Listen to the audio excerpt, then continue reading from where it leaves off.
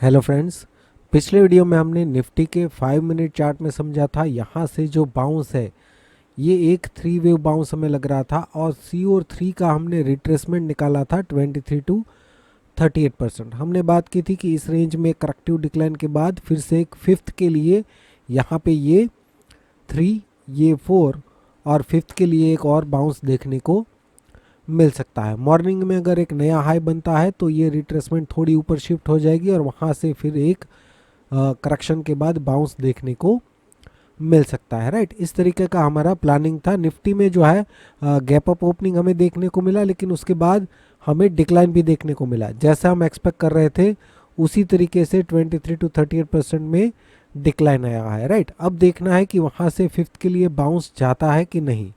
अभी के लिए ये जो है निफ्टी का 2 ओवर चार्ट है। 2 ओवर चार्ट में अगर हम देखें तो यहाँ से जो वेव 3 शुरू हुआ है उसके अंदर ये 1 2 और ये 3 प्रोग्रेस में है। अगर वाकई में ये वेव 3 है तो अभी के लिए आज का जो हाई है वहाँ से जो रिट्रेसमेंट हमने निकाला है वो रिट्रेसमेंट आ रहा है 19,542 से लेकर 19,371, जिसमें ये 19,371 जो है वो downside break even point है। राइट, अगर इसके नीचे ट्रेड करता है तो निफ्टी हम नेगेटिव मान लेंगे एटलीस्ट इस रेंज में डिक्लाइन, और फिर उसके बाद हम ऊपर से जो डिक्लाइन है उसके पैटर्न पे फॉलो करेंगे। अभी के लिए ये सपोर्ट रेंज है और इसके नीचे ट्रेड करता है तो ट्रेंड चेंज हो सकता है निफ्टी का। राइट, जैसा हमने कल के वीडियो में डिस्कस किया था, बैंक निफ्टी जो है वो हमें सभी टाइम फ्रेम में वेव 5 के प्रोजेक्शन जो है वो अचीव होते हुए दिखा रही है। ऑलमोस्ट सारे प्रोजेक्शन अचीव हो चुके हैं।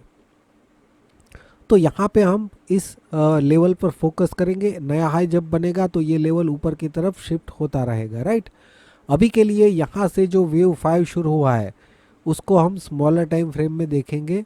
यहाँ पे जैसा हमने पिछले वीडियो में देखा था ये 1 2 3 और ये रिट्रेसमेंट यहाँ पे आ गया, इस रेंज में आ गया। राइट, जैसा हमने कल एक्सप्लेन किया था, एक करेक्टिव डिक्लाइन हमें देखने को मिला।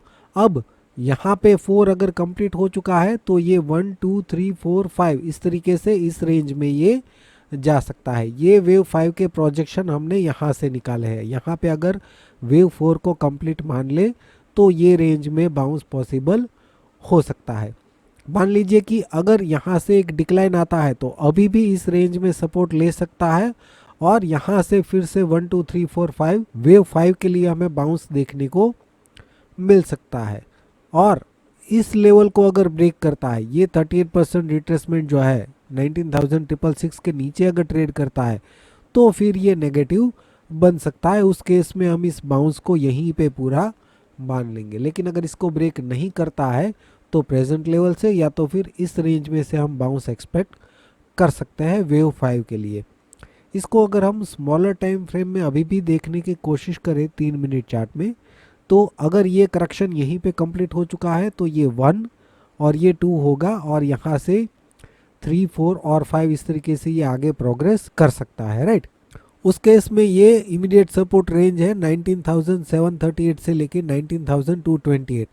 इस रेंज के नीचे ये नहीं जाना चाहिए, तो यहाँ से ये बाउंस कर सकता है। अगर इसके नीचे ट्रेड करता है तो फिर हमें इस रेंज में दोबारा देखने को मिल सकता है।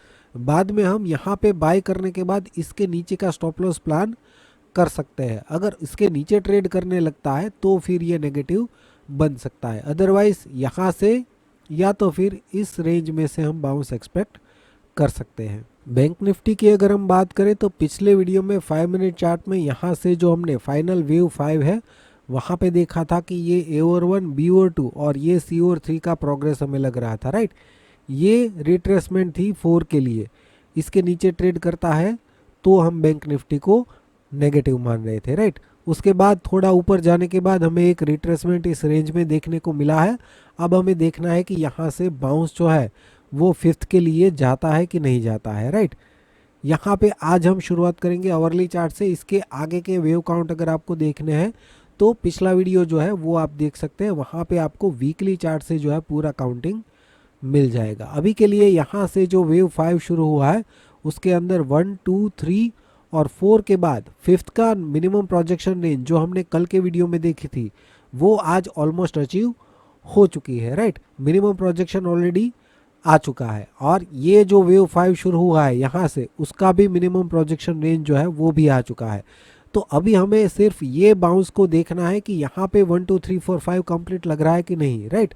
अगर ये कंप्लीट हो जाएगा तो यहाँ से बैंक निफ्टी में एक बड़ा रिट्रेसमेंट हमें देखने को मिल सकता है। यानी कि अब हमें बैंक निफ्टी में थोड़ा कॉशियस होना चाहिए, क्योंकि सभी टाइम फ्रेम में जो है वेव 5 जो भी आ रहे हैं उसके मिनिमम प्रोजेक्शन सारे टाइम फ्रेम में अचीव हो चुके हैं। फाइनल जो यहाँ से वेव 5 शुरू हुआ है 44,548 से, उसको अगर हम स्मॉलर टाइम फ्रेम में देखें तो यहाँ पे हमें लग रहा है कि ये एक 3 वेव बाउंस है, राइट।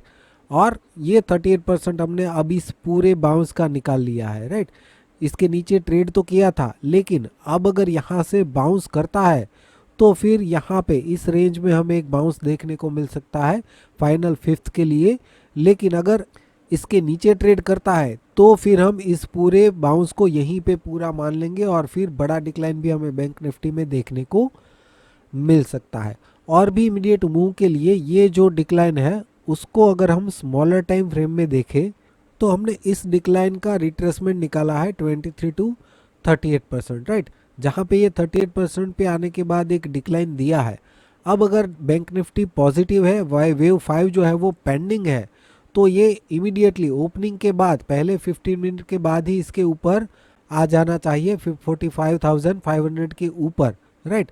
तो फिर हमें इस रेंज में बाउंस देखने को मिल सकता है। अगर इसके ऊपर आ जाता है तो इस रेंज में बाउंस देखने को मिल सकता है। इस रेंज में आने के बाद हम क्या करेंगे, यहाँ से जो बाउंस है उसका रिट्रेसमेंट निकालेंगे 23 to 38%। उसके बाद ये 38% के नीचे नहीं जाना चाहिए। अगर इसके नीचे जाता है तो बाद में फिर से नेगेटिव ये बन सकता है। एक बार इसके ऊपर जाने के बाद इस रेंज में पॉसिबल है, और यहाँ पे आने के बाद हम पूरे बाउंस का रिट्रेसमेंट निकालेंगे, और इस रेंज में करेक्टिव डिक्लाइन के बाद ये कंटिन्यू कर सकता है और हाई के ऊपर ये जा सकता है, राइट। अगर इसके ऊपर नहीं जा पाता है, या तो फिर इसके ऊपर जाते ही इस रेंज में अगर डिक्लाइन करता है और 38% रिट्रेसमेंट जो हमने निकाला होगा उसको ब्रेक कर देता है, तो फिर ये नेगेटिव बन सकता है। इसके नीचे एक बड़े डिक्लाइन की पॉसिबिलिटी बन सकती है।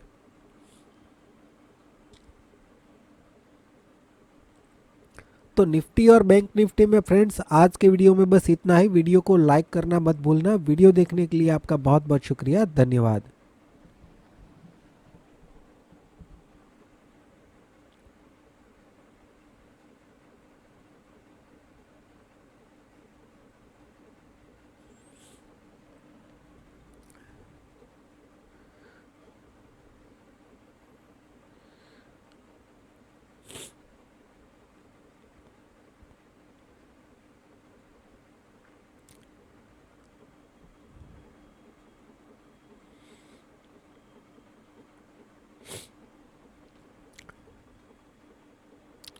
इलियट वेव कोर्स और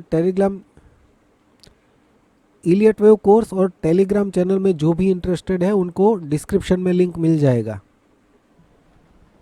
आज टेलीग्राम चैनल पे ये इमेज देने के बाद मैंने मेंशन किया था कि मैं आपको वीडियो में ये एक्सप्लेन करूंगा, राइट। ये फिन निफ्टी में ये एक करेक्टिव डिक्लाइन के बाद 38% के अराउंड से हम एक बाउंस एक्सपेक्ट कर रहे थे, जो कि मिला भी, लेकिन ये 38% को ब्रेक करने के बाद ये हमें एक शार्प बाउंस देखने को मिला है। और ऐसा कई बार होता है, खास करके आज फिन निफ्टी में एक्सपायरी थी, तो इस तरीके के मूव हमें देखने को मिल सकते हैं। अब यहाँ पे ध्यान से समझना, अगर यहाँ पे ये करेक्शन कंप्लीट हो चुका है और अगर ये 1 और ये वेव 2 है, तो यहाँ से वेव 3 का बाउंस जो है वो शार्प एंड स्टीप होना चाहिए कंपेयर टू ए और 1 के। लेकिन यहाँ से जो बाउंस आया वो एक 3 वेव बाउंस आया, उसके बाद एक शार्प डिक्लाइन आया, उसके बाद फिर से एक यहाँ पे 3 वेव बाउंस हमें देखने को मिल रहा था जो कि इसके ऊपर जा रहा था, राइट।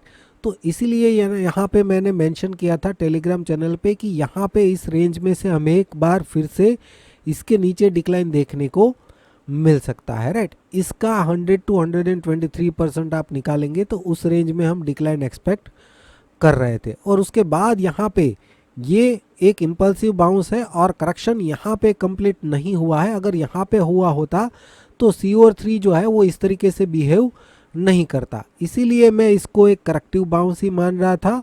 और इस पूरे बाउंस का करेक्शन जो है वो यहाँ पे उसका सिर्फ ए है, यहाँ पे बी, और वेव सी में यहाँ पे इसके नीचे एक्सपेक्ट कर रहा था, राइट। तो इसीलिए मैंने यहाँ पे ये इमेज शेयर किया था। यहाँ से हमें ये डिक्लाइन तो देखने को मिला, राइट, ये शार्प डिक्लाइन इसके नीचे देखने को मिला, लेकिन इतना शार्प बाउंस जितना हम एक्सपेक्ट कर रहे थे वो हमें देखने को नहीं मिला। ये ऑलमोस्ट यहाँ पे आ गया, राइट। और बाउंस जो है मिला तो सही, लेकिन जितना हम एक्सपेक्ट कर रहे थे आज के सेशन में वो हमें देखने को नहीं मिला है। हो सकता है कि कल यहाँ पे हमें ये करेक्शन के बाद का बाउंस देखने को मिल जाए, राइट।